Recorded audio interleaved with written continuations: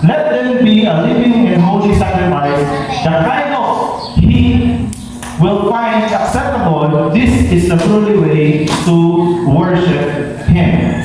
Now, the difference now is after Jesus died for our sin, we have what we call God's grace. Minsan na nagsugod sa discipleship din. Minsan na nakasabot sa grasya. Amen. Dili na siya ihatagan ng nagportan, uy, grasya. Dili na siya mao nga grasya. Dili na siya mao nga maligid ka, uy, disgrasya. Dito na siya mao. Okay? Ang grasya is something that we offer the Lord that we are not worthy. Dili ta ang ayan kahatagan. Mao na kay naisilingan ninyo nga mawakad og religion ninyo, tinuod na siya, grasya di ba siya? Oh, ano man, pili din ka ang ngayon tagan. Ano man, number 1, baka na pilogikay. Number 2, wala kayong gasto. Number 3, nag-ulit ako silhi. Oh, tagaan ni Kiritso. Ha? So, muna yung tawag ka siya. Dili ta worth it, pero gihatag sa tuwang Diyos. Okay, tayo ka. So, now, after Jesus died for our sin, nakakuha ka o ginawa of God's mercy. But now, God do not accept the same sacrifice na gibuhat ni Moses sa una, ni Moses na ni Aaron sa una. Just like before, because according sa Bible in Hebrews chapter 10 verse 6 to 10, you are not pleased, isa ginanay, see? God ang ginanay. Isa, ang ginoon is not pleased with burnt offering or other offering for sins.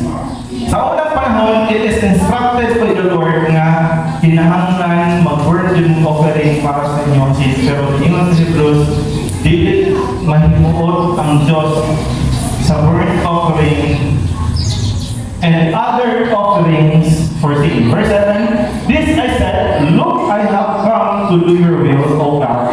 As is written about me in the scriptures, verse 8. First Christ said, you did not want animal sacrifice or sins offering, burnt offering, or other offering for sins, nor will you are pleased with them, though they required by the law of Moses. You know what Maskin mag-require daw sa unang panahon sa law of Moses na mag-burn offering para sa sala, pero niingon diha, Christ said, you did not want animal sacrifice or sin offerings or burnt offering or other offering para sa sala. Now, what did He do? The Lord, through Jesus Christ, Iya ang i-cancel ang first order, ang unang order niya kang Aaron, and replace it with another one. Sabantayan niyo ang pamaagi ni Jesus. Wala niya totally bitangtang ang malakod ng gibuhat sa iyang kamahan sa unang panahon, pero iya alagi usap. Ano man, Jesus Christ is under the word love. Si Jesus Christ ipadala din sa kalibutan ang isa gugma. Pero dili pwede nga mubaliktad si Lord sa iya ang unang istorya. Dili na sa para sa tao ito nga ngayon nga, sige, mangaligo ka dyan, pagtugma, ang laking magmihawa. Sa sunod na lang mo itang maligo, subo na muna. Ha? Masya, sige, manimba ka karong Domingo, pagka Domingo, ay, nakadumdum ko, dito man ito laban nun, sunod Domingo na lang. No? Mausap ko na una. Pero ang Ginoo, dili mausap ang storya sa Diyos. Ningon ang Diyos sa panahon ni Aaron, mauni mo buhaton ninyo. Pero pagkabot ni Jesus, Yuso, gitangtang na wala na gitangtang, pero iya ang gi-usap. Tagay ko example sa mga law ni Moses, na di-order ni God sa Moses, nga giusap ni Jesus Christ. Tagay ko na po example. Aron, natawag na po asa dapat yung nabi. Kung sa'yo palakot, nag-istorya ni Lord na Moses na dapat sundon, na pagkabot ni Jesus Christ, iya ang giusap. Pero wala niya dito panigiwala. Nasa? An eye for an eye, and a tooth for a tooth. In short, sa unang panahon sa Lord Moses, kung butahan kasi mong silingan, ang batos anak, kailangan butahan ko din mong silingan. Inanak-harsh ang malakot sa unang sa Mosaic Law. Kung kung napian ka, nagilisan ka sa imo ang kuanan, nakaligis mo, napian ka, katong nagligis mo, imo ito sa paligisan. Ang problema lang mo kay Bukor. So, ako na panahon, inato ang pamahagi ni Moses, pero pag-abot ni Jesus, na nagdalag pa sa ito gugma, ang sa inyo tabo, ang napamabalakot, ang sa nawala o nakulihan, nausog. Instead na mubalos ka o butas sa iyong anong sa inyo tabo, yun si Jesus. So, misal panahon ka sa pikas-api, i-offer ang iyong ang pikas-api. Diba?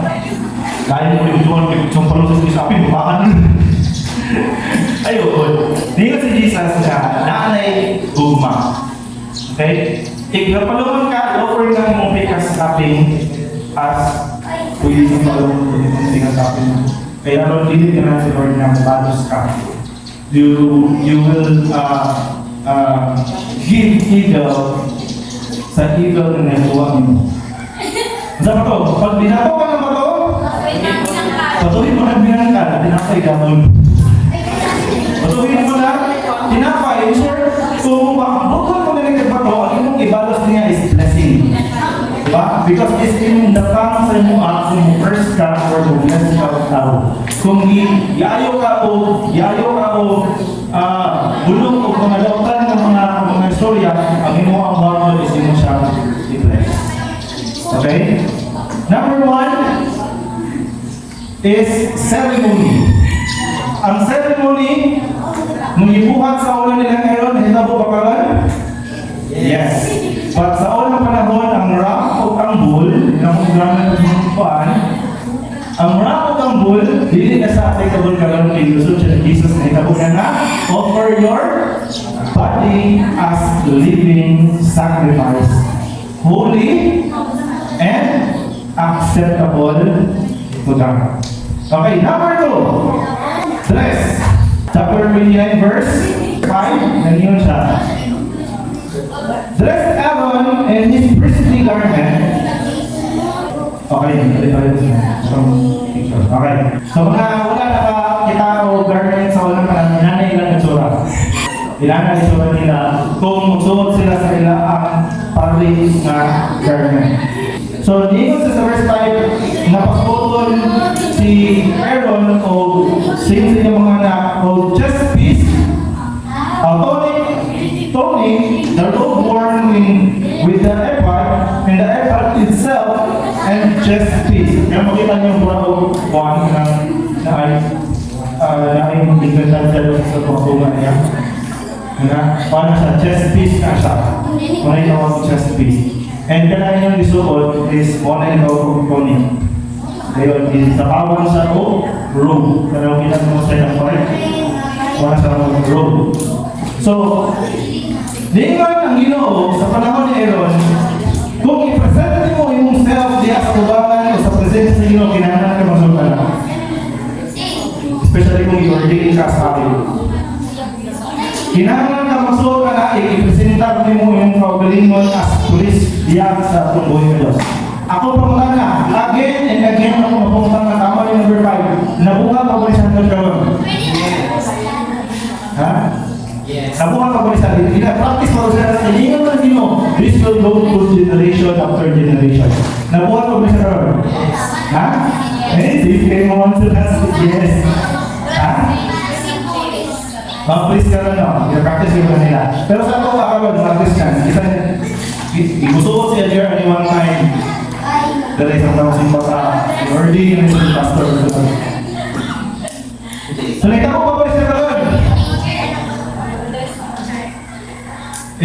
The answer is yes.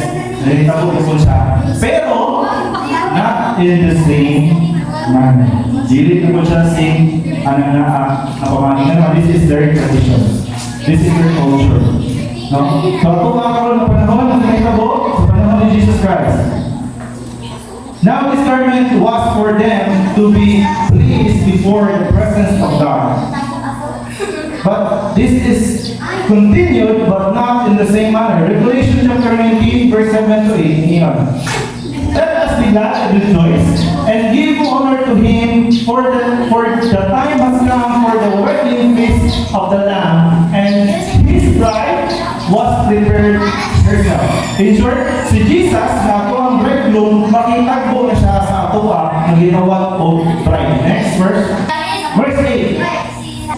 She has been given, basta ipasuot sa iya, fineness of pure white linen to wear.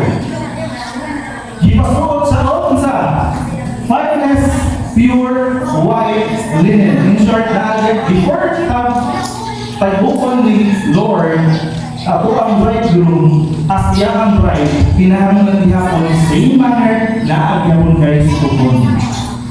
Pero ang suoton is pure white linen. Ano man, for the fine linen represent, good deeds of God's holy people. Karon mga anak ko, makaluwas ba ang mga ayong dinamatan? Makaluwas? Dili makaluwas ang mga ayong dinamatan. Only salvation from Jesus Christ mo yung makaluwas. Pero nakapay kami ang mga ayong dinamatan? Kasi kami niya, that will represent your white linen of your white linen to wear. Karon kung dili kayo ka mubuka to good deeds, malagmit ang imong white linen, dili na siya pure. Medyo lagong-lagong na gawin mo ang linen. No? Ibutan ko kayo Jesus Christ, pag ako sa panahon ng waka sa iyang mga bride, nindot kayo mga lakot, kaya mga bukang ng isang tao, naglilak-laga ang ilang sarili na sa kaputi. Grabe kayo kasinaw, kaputi kayo na sa sinas, yun ikaw ang ituloy ng parang sarili kang buha kung maayon sa itong isoon, lagong-lagong yun ang buha. Matingala yung kagin na, puti ka yung pinilang pa. It is because that represents your good deeds. Sa unang panahon, wato sila sa presensya sa Ginoo, kinahanglan sila magsuot o priestly robe. Pero pag-abot ni Jesus Christ, ang ikaduhang pagbalik sa pamumuhay ng Diyos, ng Jesus Cristo, kinahanglan na magsuot o pure white linen. Pero ang pure white linen, hindi na kita kung basta-basta magsuotan. It is given to us. Ihatag na sa tuwa according sa katuwa sa good deeds. In short, ginalista niya kung isuot ang imong maayong pinamatan. Dili yun na, di na makaluwas sa maayong pinamatan. Okay lang sila malista. Si Jesus Christ, ito yan kung makaluwas. Tinood si Jesus Christ yung makaluwas. Pero pag-abot sa panahon na kagsukon, malagpo ka sa pag-uwi ng Diyos yung presensya. Kung sa'y imong sukon. Marami tayo naman siguro, naka-happy na siguro, nakakaptap na siguro, manubo na kayo ilang sa nila, ay lumay naman tayo yung lumakan. So, sa unang panahon, priestly garment, sa panahon karon, ginasunod ihapon sa two generation, yes, pero ang ginasunod karon is pure white linen, pinahagi sa good deeds. Kinahanglan kung musuot sa puhon, magbalik sa pagkakas ng Diyos, masuot na mga kinahanglan sa atong maayong pagkasan. Sa karong panahon, isa'y maayong pagkasan. Number 3, sin offering. Makita na to sa verse 14. Sin offering. Inside verse 14. Then take the rest of the bull, including its hide, meat and dung, and burn it outside the camp as sin offering. So sin offering, when they're offering rams and bulls for the sin offering, they are just letting the blood of the animals cover their sins. Ang pamagi sa unang panahon, kung mag-ihaw sila o karniro o baka o karniro ba na siya o bull ba na siya o ram, depende sa sugo sa Diyos, ang kanang dugo mag-ipa-agas pa na naan, ikaw ba na siya nagtagong sa ilaang sala.